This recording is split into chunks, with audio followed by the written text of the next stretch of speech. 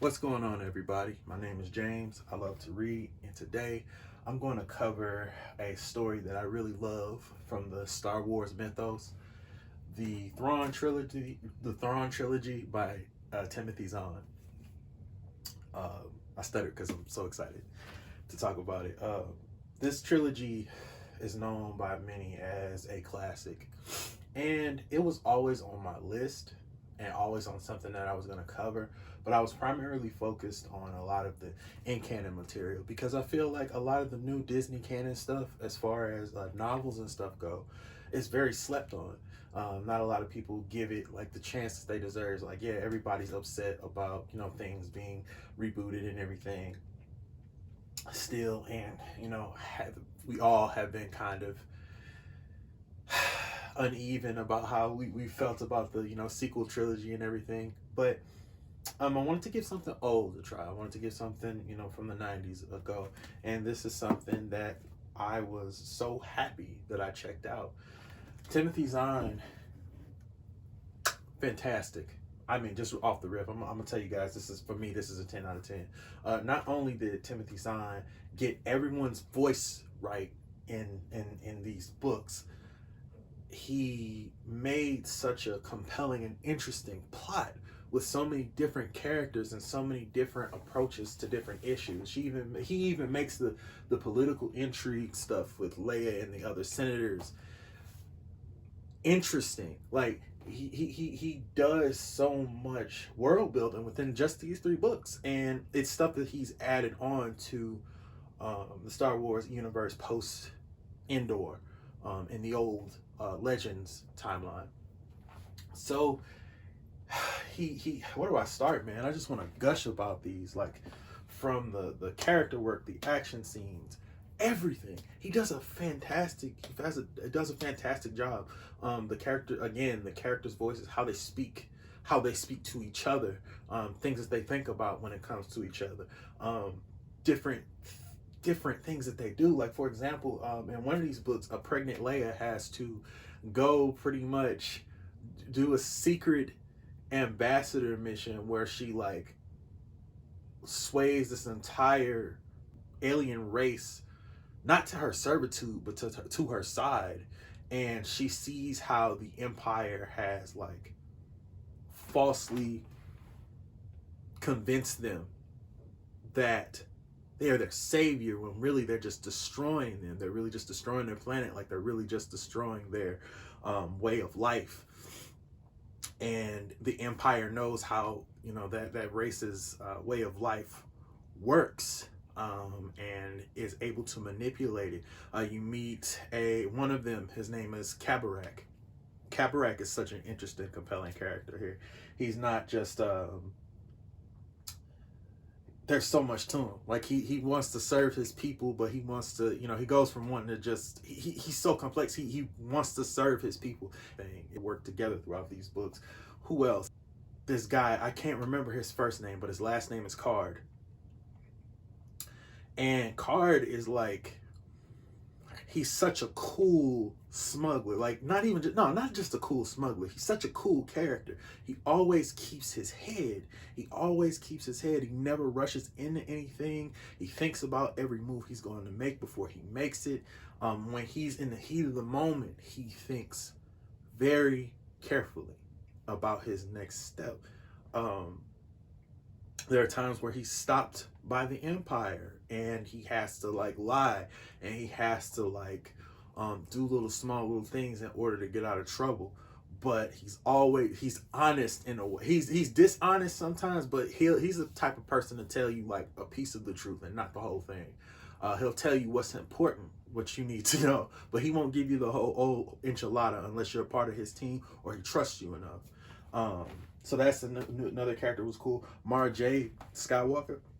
I mean, Mara Jade in these books, she doesn't become a Skywalker until further down the line. But, like, her dichotomy with Luke, as this force of, not just force of anger, but, like, this opposing force against the level-headed, cool Luke Skywalker. Like, it's such a compelling mix there. Like, it's really, really awesome. You get to see, like, Luke go up against that, but they work together really well. And they forge like some sort of a like friendship in these books, even though they're both antagonistic towards each other at the beginning. Um, I want to talk about the villain too. I'm trying to remember his name. I'm bad with names sometimes, but his name is I can't. Let me see if I can find his name, man. Um, it's trying to find it.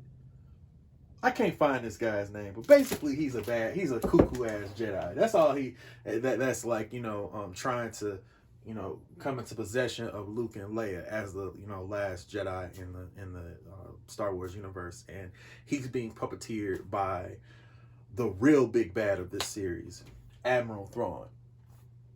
Admiral Thrawn is such a compelling character. He's so awesome.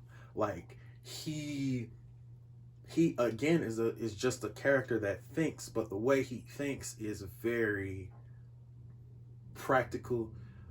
He studies the art of different cultures, so he learns about whoever his enemy is. He will sit and watch them, and like, he'll ask the questions of, what does this art say about this particular culture? What are their strengths? What are their weaknesses? And how can we use both to their advantage, to our advantage as the Empire? Thrawn is one of the Chiss, so he's like a special alien race. They're humanoid, but they have blue faces and red eyes, and he's just in these books, because I've also read the in canon stuff, Thrawn stuff. In these books, savage. Like, this dude is like,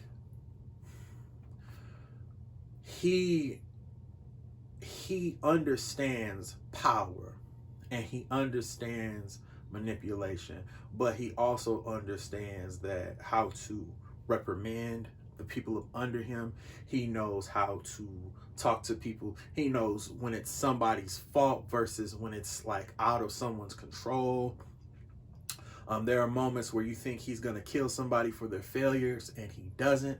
Or the person that he kills for the failure is the person who was over that whole division, like who failed to train everybody and get everybody ready for like these type of situations, which are which are situations that they should have been trained on from the beginning, but they weren't because of, maybe resources or time or laziness, whatever. Like, he does so many interesting things with failure and who fails and when he fails and when the people up under him fail. Like, he's so interesting that way. Thrawn is such a cool villain. Like, I don't think me talking about him is really doing him justice. Like, in these books, he's great. He's wonderful. He's a presence himself when you are reading these. I was about to say on screen, and that's another thing I want to get to. Like, reading these 3 books is like watching a whole nother like Star Wars trilogy that never came out. It's man, these books were just, they were filled with so much life and so much fun. You know what I'm saying? Like we were having fun. We were in here with Luke Skywalker, Leia, even Han Solo. Like, we're in these books, but we're like experiencing the next part of the story with these characters, and it feels like we're at home watching Star Wars again, like, or we're going to the movies and watching it with friends or family or whatever. Like, it feels like that. It has that warm feel. I hear people say this all the time. It doesn't feel like Star Wars. This feels like Star Wars. It feels like Star Wars, but it has all of the stuff that I love in it. Not just the Jedi battles, not just the finding missing fleets, which yes, they do have to do in this book. Not just the dog fights, not just all of that, not just that stuff, but the character work. Luke Skywalker coming to terms with the fact that he, he's going beyond. He has to look at some things that Yoda taught him and say, okay, well, Yoda taught me this much. Now I have to experience this much on my own. He comes into the, he has to deal with the Jedi Master part of his identity in here. You know, okay, I'm a master. I'm gonna have to teach other people. What is that gonna look like? What is that gonna feel like for me? And he deals with it. There are so many other characters that shine in here, and the reason I'm not bringing them up is because, like, I really think people need to go experience these books for themselves. People, somebody on Twitter once said it the best. It feels like Timothy Zahn is the Dave Filoni of the Legends canon, and I feel that. I really do feel that the different things he builds up, pulls from, introducing like the Katana fleet and different smuggler characters and like people that, you know, my Mothma fell out with a long time ago, and it just all these different factors. It's just so good, y'all. It's so good, y'all. Like it's so great. I feel energized when I talk about these books. I feel energized. So again, like, I know that there are a lot of nerds that are a little shill about the Legends canon, and all they know is that the Legends canon is just so big and so convoluted. Like, this is a good area for everybody to start and see what some corners of I think the Legends continuity had, the character work that it did, not just the ideas, not just the prophecies and stuff, but the little things, the cool things, the fun things, the relationships, the character development, even after Luke Skywalker and all the others at the end of Endor, like, beat the bad guy. Like, what happened next? Where'd they go? Han and Leia have to come to terms with being parents.